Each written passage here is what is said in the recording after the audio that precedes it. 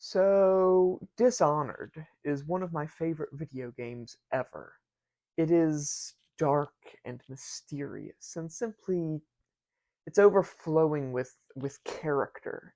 If nothing else, it has one of the most vivid, interesting settings I've ever seen in a game.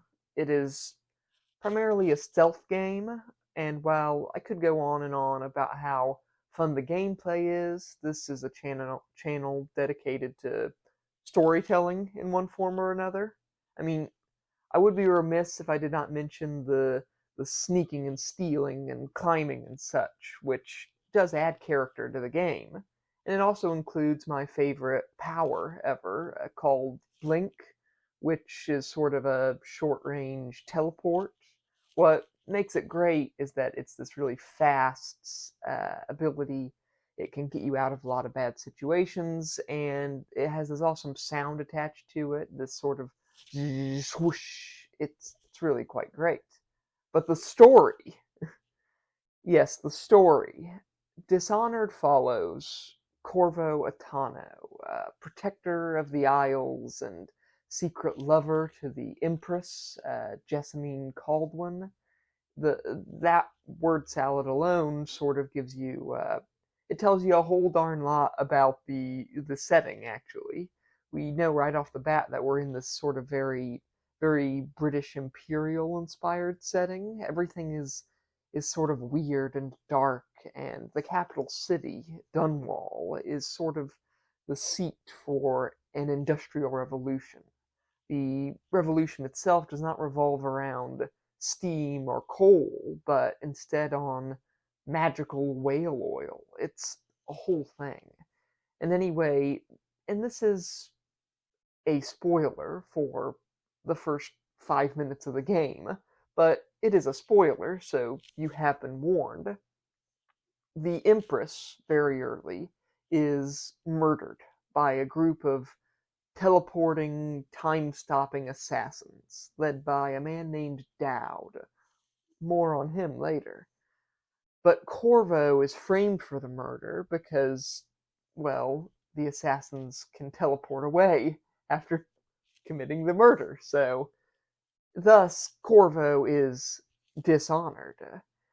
But he manages to escape imprisonment, and he teams up with a band of loyalists as he sets out to clear his name and seek vengeance on the regime set up by the Empress's spy master, who was the true mastermind behind the assassination. So the story is just remarkable, leading Corvo from the highest echelons of society to the lowest, most rotten parts of the city. Dunwall is a living and breathing and really just incredible location, and it really comes to life with the world building. We have religious cults and corrupt nobles. We have a world between worlds, the void, which is both beautiful and terrible to behold. And admittedly, there are some levels in the game that did not age well. Ahem. But they do, in their own way, add to the setting, showing you just where Dunwall is in its development, shall we say.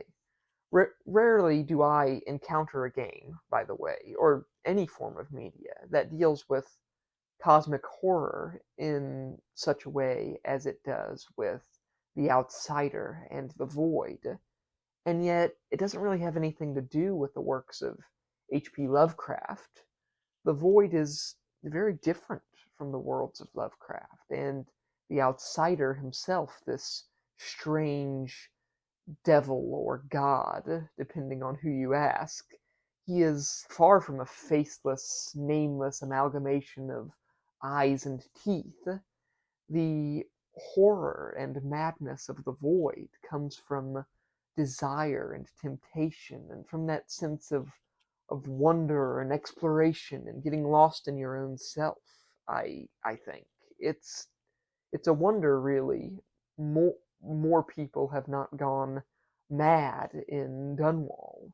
Well, I mean, admittedly, a lot of people have gone mad, Which leads me to the characters. Dishonored is a game where everyone is eccentric, which makes even the rare normal person seem off by comparison.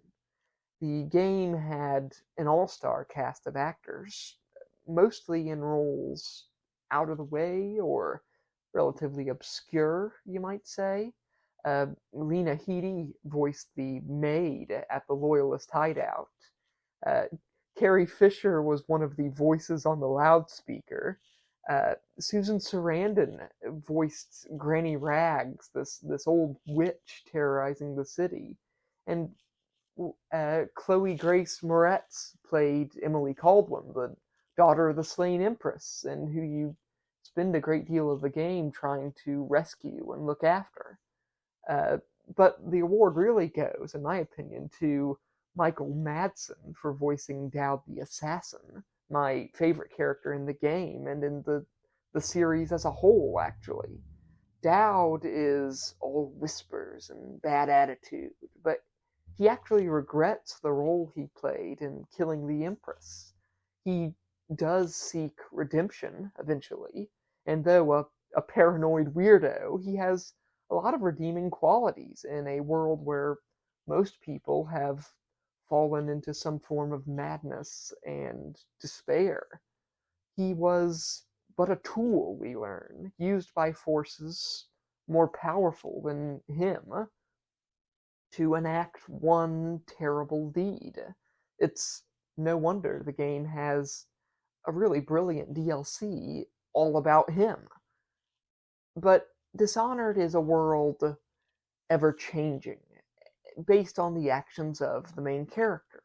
If you kill too many people in the gameplay, the city begins to fall apart, with more victims of disease and madness scattered about, caused by you leaving too many bodies lying around. It is a perfect. Is it, like, perfect for judging morality? No, not really. I don't think so. They always give you non-lethal options to take out your enemies, but most of them are like really, really bad. Like really, I'd rather kill the person bad. I mean, when you shave someone's head and cut out their tongue and send them to live as a slave in a mine somewhere, are you really the good guy anymore? Um, but nevertheless, Dishonored is quite the wonderful experience, with a gorgeous art style and a very engaging world, and a story that, while in the end it's nothing altogether new, it kind of kept me intrigued, and I was always after more. It was the side plots and the mysteries of the Void and the Outsider, and the redemption of Dowd that really enchanted me, though. And I do believe the Dishonored series has made me a better writer and storyteller, and has opened my mind to new possibilities in various mediums. So, yeah, that's pretty much all I wanted to say. Like and subscribe if you like the video, and remember that Blink is the coolest power ever, and yeah, bye!